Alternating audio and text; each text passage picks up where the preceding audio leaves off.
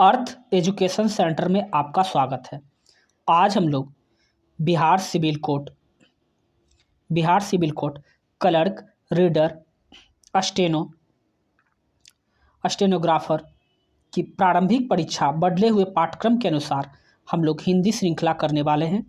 हिंदी भाषा और व्याकरण के प्रश्नों को करने वाले हैं। इसमें सेट नंबर 2, यदि आप इससे पहले सेट 1 नहीं देखे हैं तो चैनल के प्लेलिस्ट में जाकर सेट 1 देख सकते हैं। चलिए हम लोग वीडियो को शुरू करते हैं। यदि इस चैनल पर आप लोग नए हैं तो चैनल को सब्सक्राइब करके बेल आइकन को दबाना ना भूलें, ताकि जब भी इसका न्यू वीडियो अपलोड हो उसका नोटिफिकेशन पहुंचे सबसे पहले आपको। और इसका पीडीएफ प्राप्त करने के लिए डिस्क्रिप्शन में हमारा टेलीग्राम का लिंक मिल जाएगा, वहाँ से आप इसका पीडीएफ भी प्राप्त कर सकते हैं। चलिए हम लोग वीडियो को शुरू करते हैं। पहला प्रश्न जो है तमस के लेखक कौन है? तमस के लेखक कौन है? इस प्रश्न का सही उत्तर जो होगा option number B, Bhisham Sahni. Bhisham Sahni के द्वारा तमस लिखा गया है। भीष्म साहनी की कुछ अन्य प्रमुख रचना के बारे में हम लोग जान लेते हैं।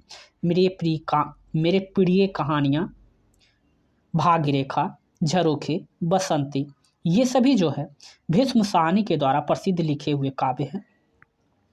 अगर धर्मवीर भारती की बात करें तो इनके प्रमुख रचना की बात करें तो गुनाहों की देवता, ये अक्सर एग्जामों में पूछ लिया जाता है।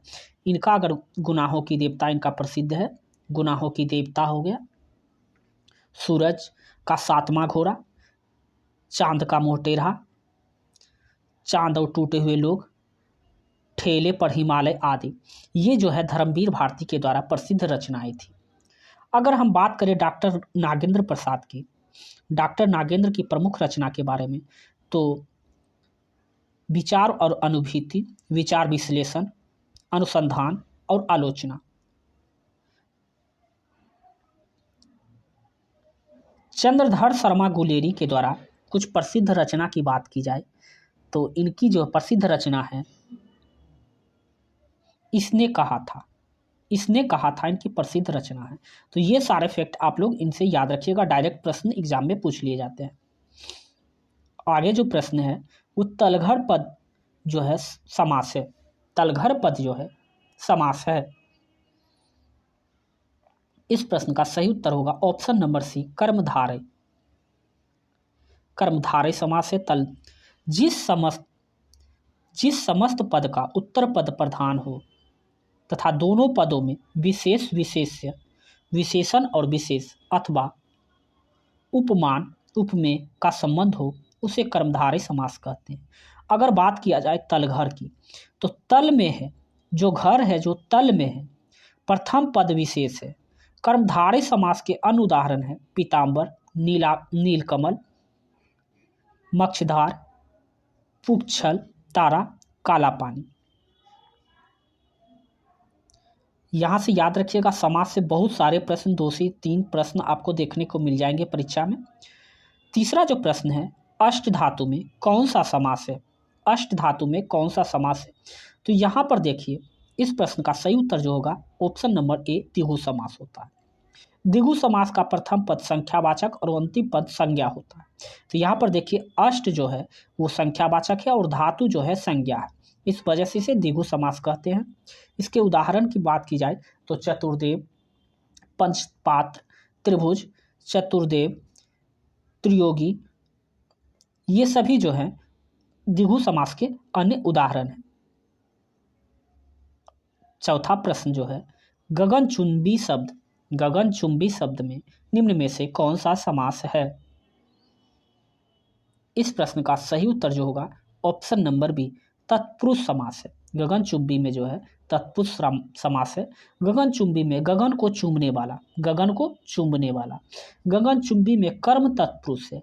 यहाँ को का लोप हो जाता है। जिस समास के पूर्व पद गौण तथा उत्तर पद प्रधान हो उसे तत्पुरुष समास कहते हैं। आगे का प्रश्न जो है 5वां प्रश्न है, नाक पर गुस्सा मुहावरे का अर्थ निम्न में से कौन सा है? इस प्रश्न का सही उत्तर होगा ऑप्शन नंबर ए, तुरंत क्रोध आना जो होता है। नाक पे गुस्सा मुहावरे का सही अर्थ है। जो बहुत गहरा हो, वाक्यांश के लिए एक शब्द का चयन कीजिए। जो बहुत गहरा हो, जो बहुत गहरा हो, वाक्यांश के लिए एक शब्द का चयन कीजिए। इस प्रश्न का सही उत्तर जो होगा ऑप्शन नंबर ए, अगाध। जिसमें कोई बाधा या रोक टोक ना हो सके उसके लिए एक शब्द अबाध होता है। क्या होता है? अबाध होता है। तो ये चीज आप लोगों को ध्यान में रखना है। आगे का प्रश्न हम लोग देखते हैं। 7वां प्रश्न जो है, जो स्त्री सूर्य भी ना देख सके, वाक्यांश के लिए एक शब्द दीजिए। इस प्रश्न का सही उत्तर होगा ऑप्शन नंबर बी, असूर्य, असूर्यम पश्या। असूर्यम पश्या जो होता है, जो स्त्री सूर्य को ना देख सके उसे कहा जाता है असूर्यम पश्या।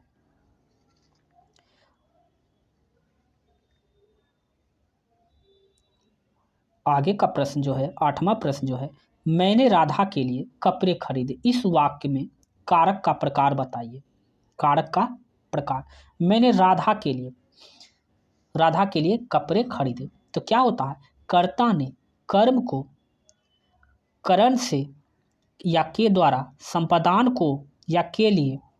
तो इस प्रश्न का सही उत्तर क्या हो जाएगा? संपादान को या संपादान के लिए। यहाँ मैंने राधा के लिए, यहाँ पर के लिए शब्द आया है, राधा के लिए कपड़ा खरीदा।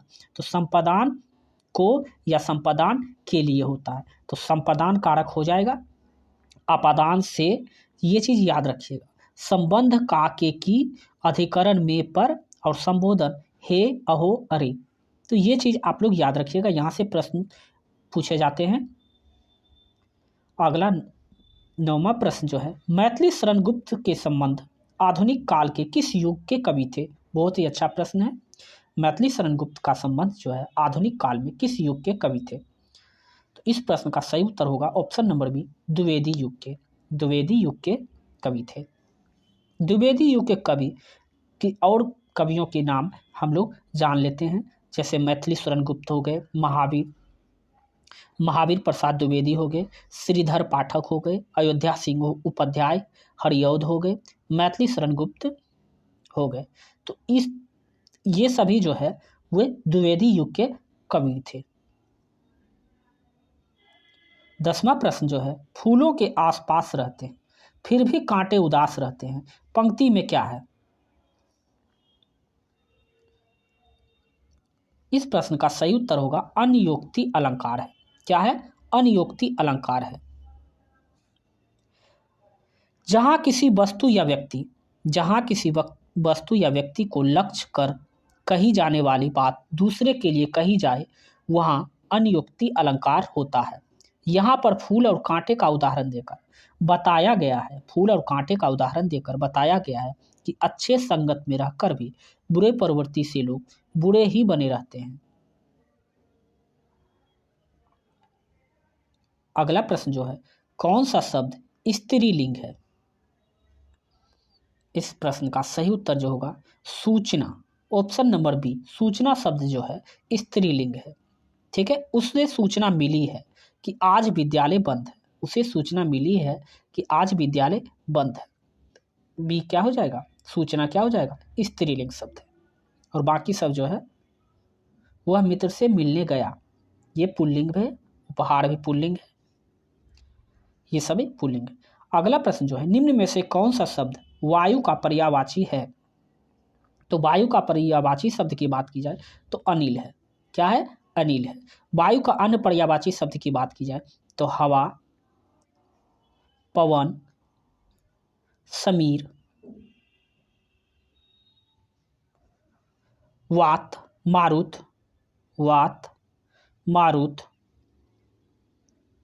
ठीक है, ये सभी जो है बयार भी कह सकते हैं। ये सभी जो है हवा का पर्यायवाची शब्द है, और अनिल भी। आगे का प्रश्न जो है 13वां प्रश्न है, दिए गए वाक्य में सकर्मक क्रिया है। इस प्रश्न का सही उत्तर जो होगा वो है राहुल ने केला खाया। ये जो है सकर्मक क्रिया है।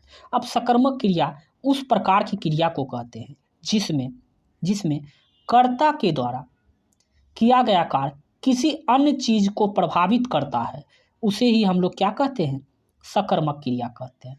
जब किसी वाक्य में कर्ता, क्रिया और कर्म तीनों उपस्थित हो तो उसे वहाँ सकर्मक क्रिया कहते हैं। अकर्मक क्रिया की अब बात की जाए तो अकर्मक क्रिया उसे कहते हैं जहाँ कर्ता द्वारा किया गया कार्य किसी अन्य चीज को प्रभावित नहीं करता है, उसे अकर्मक क्रिया कहते हैं। आई होप आप लोग समझ गए होंगे। 14वां प्रश्न जो है, हिमालय के लिए सही संधि विच्छेद को चुनिए। हिमालय का सही संधि विच्छेद क्या हो जाएगा, हिम जोड़ आलय, हिम जोड़ आलय। तो यहाँ पर देखिए हिम जोड़ आलय क्या होगा, ऑप्शन नंबर बी। यहाँ पर दीर्घिकार दिया हुआ, दीर्घिकार नहीं हर्षिकार होगा, हिम जोड़ आलय, ऑप्शन नंबर बी इसका क्या होगा, बिल्कुल सही उत्तर होगा। आगे का 15वां प्रश्न जो है, इनमें से कौन सा वर्ण अघोष है। कल ही हम इसकी चर्चा किए थे कि अघोष किसको कहते हैं, अघोष किसको कहते हैं, ठीक है।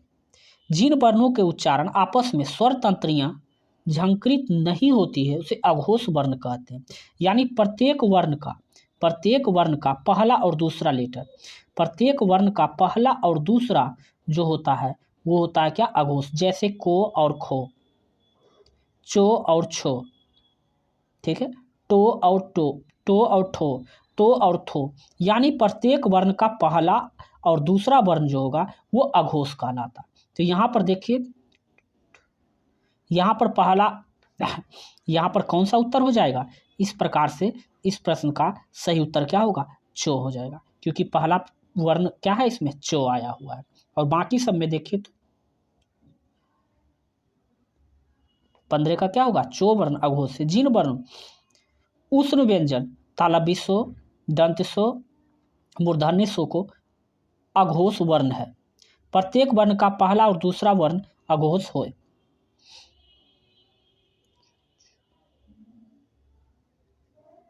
आगे का प्रश्न जो है, शुभेच्छा का सही संधि विच्छेद क्या होता है। शुभेच्छा का सही संधि विच्छेद क्या होगा, शुभ जोड़ इच्छा, शुभ जोड़ इच्छा, ऑप्शन नंबर बी इसका क्या होगा, सही उत्तर होगा। आगे का प्रश्न जो है, नीतिनापुन शब्द में कौन सा समास है। नीतिनिपुण में कौन सा समास है, जो नीति में निपुण हो, जो नीति में निपुण हो, तो ये कौन सा समास हो जाएगा, तत्पुरुष समास, ऑप्शन नंबर ए इसका। जिस समास का उत्तर पद प्रधान हो उसे तत्पुरुष समास कहते हैं। समास के 6 भेद है, आप लोग को पता है। समास जब हम इस पर चैनल के माध्यम से कराएंगे, अगर आप लोग कमेंट सेक्शन में कमेंट करके हमें बताइए। तो संविधान की 8वीं अनुसूची निम्न में से कितनी भाषाओं का उल्लेख है। तो इस प्रश्न का सही उत्तर जो होगा 22 भाषाओं का उल्लेख है। संविधान की 8वीं अनुसूची के अनुसार जो है 22 भाषा का उल्लेख है।